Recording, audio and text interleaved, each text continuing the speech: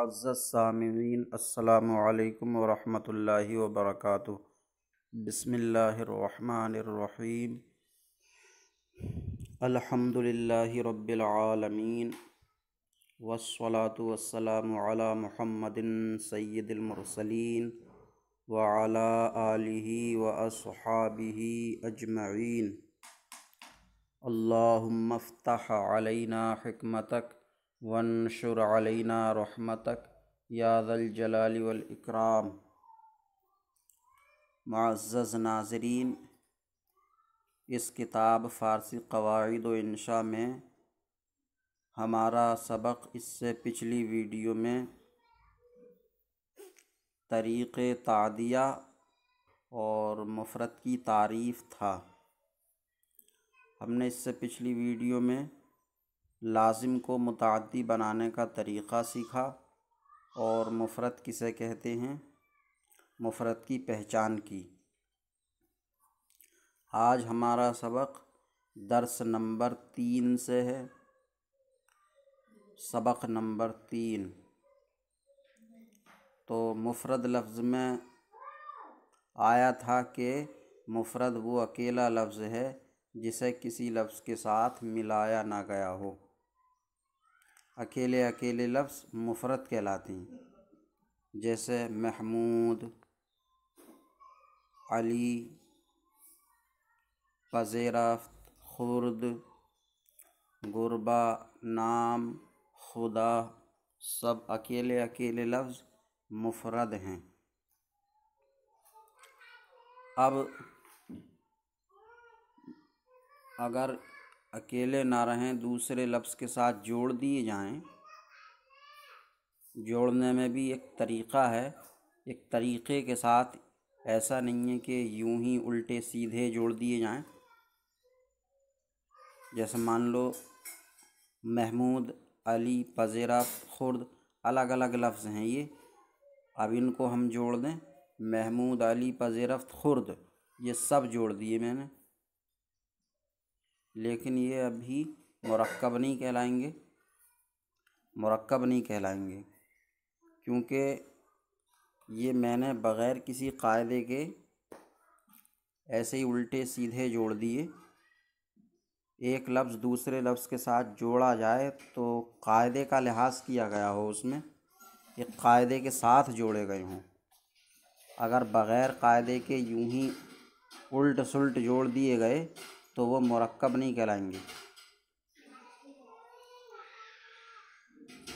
یا اس کے علاوہ جیسے کاپی، پینسل، قلم، یہ الگ الگ لفظ ہوئے، اب ان کو میں ایک ساتھ جوڑ دوں، کاپی، پینسل، قلم جڑ گئے، لیکن یہ اب بھی مفرد ہی کہلائیں گے کیونکہ یہ بغیر کسی قاعدے کے جوڑے گئے۔ تو خلاصہ یہ ہوا کہ وہ لفظ جسے دوسرے لفظ کے ساتھ ایک قاعدے کے ساتھ جوڑا گیا ہو تو وہ پھر مفرد نہیں بلکہ مرکب ہو جائے گا۔ تو مرکب ایسے دو یا دو سے زیادہ کلموں کا مجموعہ، دو یا دو سے زیادہ کلموں کا مجموعہ جن کو ایک مخصوص قاعدے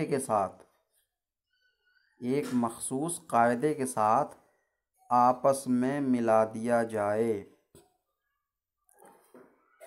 اور ان کی آپس میں مناسبت بھی پائی جائے۔ آپس میں مناسبت کا مطلب ہے کہ کوئی نہ کوئی مطلب مانا جا کے بنے اور ایک اچھا لگے، جڑنے کے بعد مناسب معلوم ہو تو اور ان کی آپس میں مناسبت بھی پائی جائے۔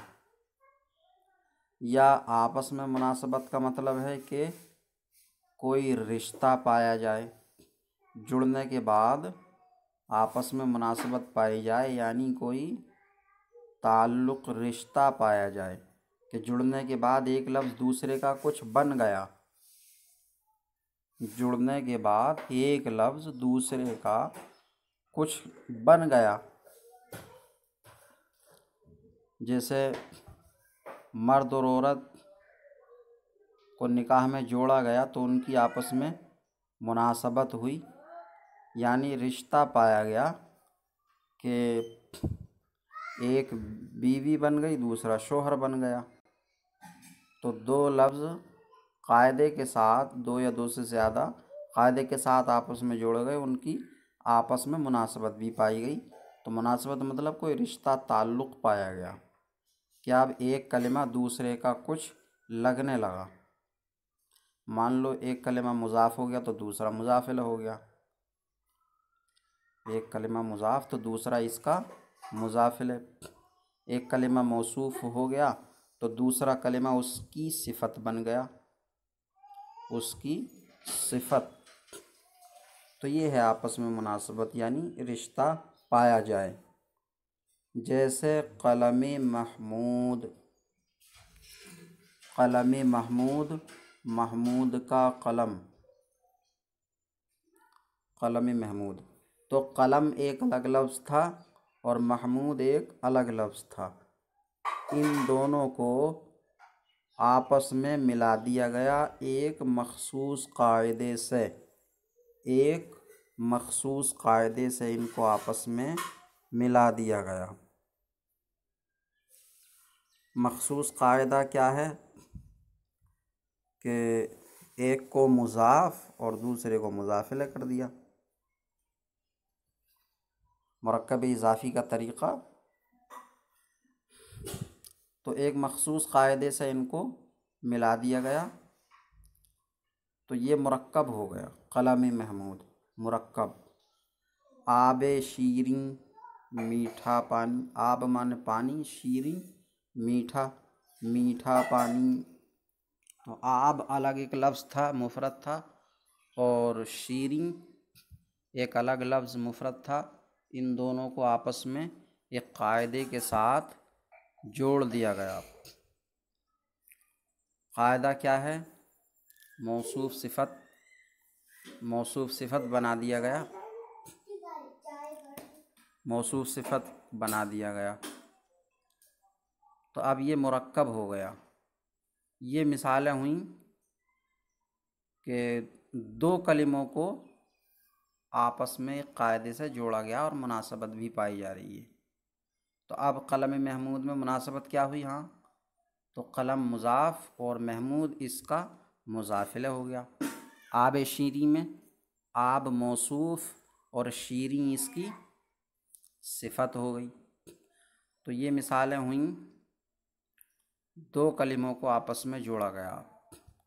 اب دو یا دو سے زیادہ، دو سے زیادہ کی مثال، کتاب احمد پیش حامد است، کتاب احمد پیش حامد است۔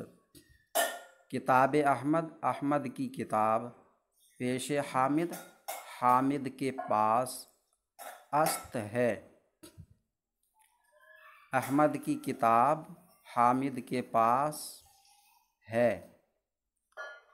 تو اس میں کتاب ایک کلمہ ہو گیا، احمد دوسرا کلمہ، پیش تیسرا کلمہ، حامد چوتھا کلمہ، است پانچواں کلمہ۔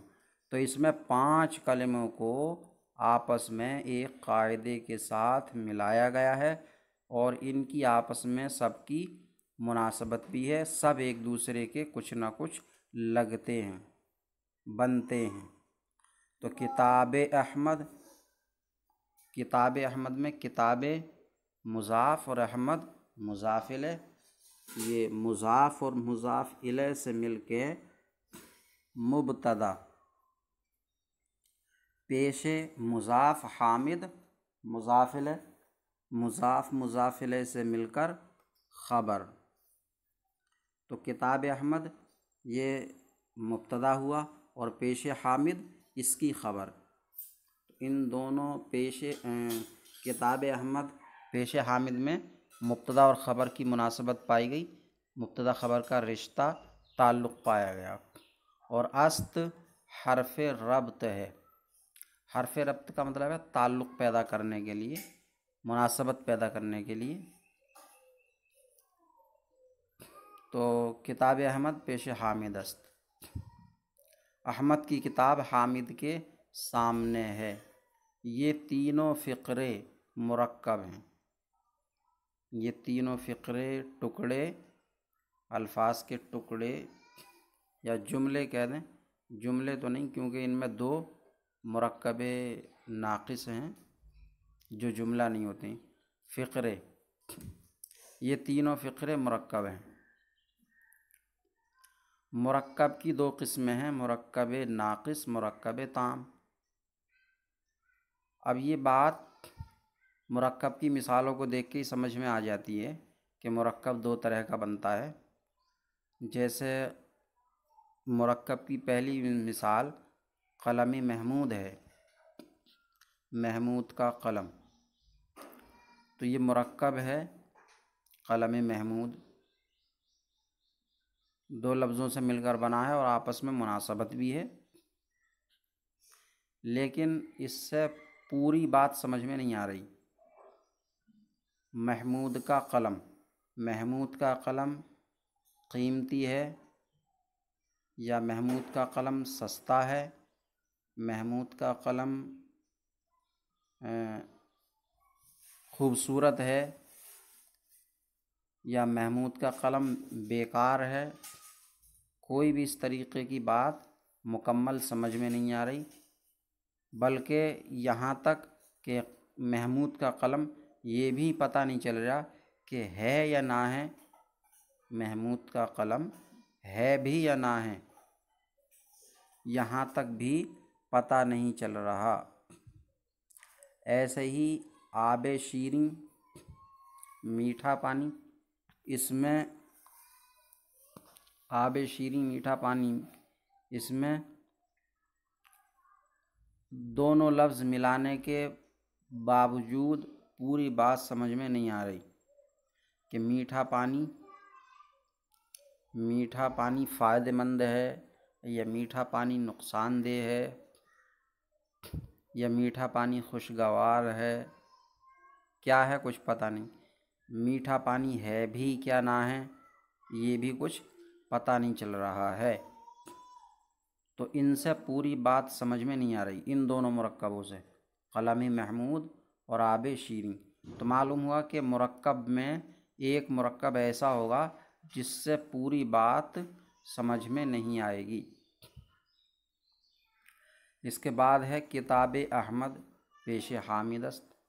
अहमद की किताब हामिद के पास है। तो अहमद की किताब हामिद के पास है, ये मुरक्कब हुआ, लेकिन इस मुरक्कब से पूरी बात समझ में आ रही है। एक ख़बर मालूम हो गई कि अहमद की किताब हामिद के पास है, इससे पूरी बात समझ में आई कि अहमद की किताब है और वो हामिद के पास है। तो मुरक्कब दो तरह के हो गए। एक मुरक्कब वो हुआ जिससे पूरी बात समझ में नहीं आएगी, और एक मुरक्कब वो हुआ जिससे पूरी बात समझ में आ जाएगी। तो जिस मुरक्कब से पूरी बात समझ में ना आए तो उस मुरक्कब को मुरक्कब नाक़िस कहते हैं। उस मुरक्कब को मुरक्कब नाक़िस। तो कलम महमूद, महमूद का कलम, और आब शीरीं मीठा पानी, ये दोनों मुरक्कब नाक़िस हैं। मुरक्कब नाक़िस। मुरक्कब नाक़िस को मुरक्कब गैर मुफीद भी कहते हैं। तो कह लें मुरक्कब गैर मुफीद हैं। और किताब अहमद पेश हामिद अस्त, इस मुरक्कब से पूरी बात समझ में आई, तो इस मुरक्कब को मुरक्कब ताम कहते हैं। मुरक्कब ताम, मुरक्कब ताम। इस मुरक्कब ताम का दूसरा नाम मुरक्कब मुफीद भी है। मुरक्कब مفید، اور اس کو جملہ بھی کہتے ہیں، مرکب مفید کو جملہ بھی کہتے ہیں اور کلام بھی کہتے ہیں۔ تو مرکب تام کے 4 نام ہو گئے، مرکب تام، مرکب مفید، جملہ اور کلام۔ تعریف سب کی یہی بنے گی کہ وہ مرکب جس سے پوری بات سمجھ میں آ جائے۔ 4 نام ہوئے، مرکب ناقص جس سے پوری بات سمجھ میں نہ آئے، مرکب ناقص اس کا نام ہے، مرکب غیر مفید اس کا نام ہے، اور مرکب غیر تام بھی کہہ دیتے ہیں اس کو، مرکب غیر تام۔ تو اس کے 3 نام ہو گئے، مرکب غیر تام، مرکب ناقص اور مرکب غیر مفید۔ اب کتاب میں تعریف انشاءاللہ اگلے سبق میں پڑھیں گے۔ اللہ تعالیٰ سے دعا ہے کہ سبق کو سمجھنے اور یاد کرنے کی توفیق عطا فرمائے۔ السلام علیکم ورحمۃ اللہ وبرکاتہ۔